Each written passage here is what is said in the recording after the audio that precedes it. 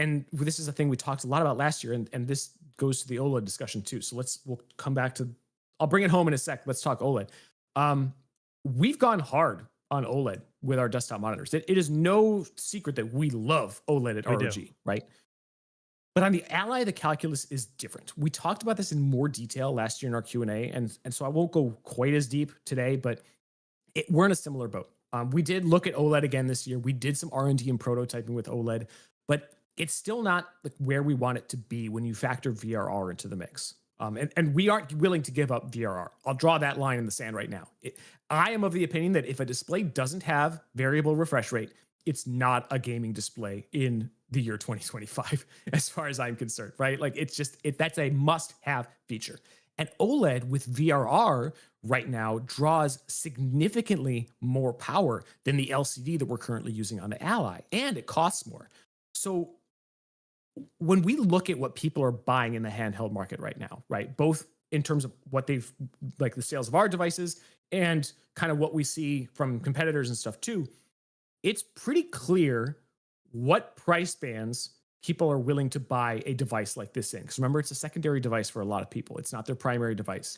And in fact, I see a lot of people in feedback saying that they want, saying this exact thing, right? They say, I don't want to pay an arm and a leg for this. Right. Well, yeah, we don't want that either. That's why we're trying to avoid having it cost an arm and a leg by not putting things in that the vast majority of users don't need. We're trying to hit a reasonable price point on these. That's all I'll say on price.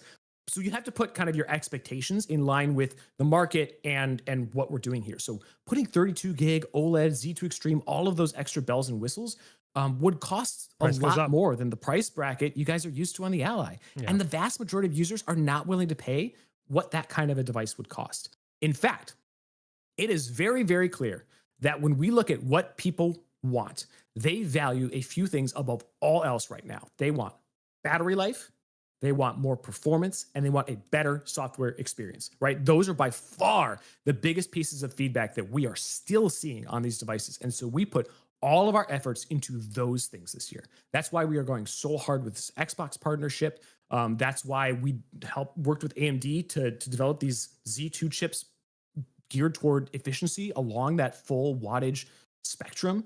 And then we went on the hardware side. We said, these are the price bands we want to hit. How can we create the best possible experience within those price bands, especially with things like battery life being paramount within that?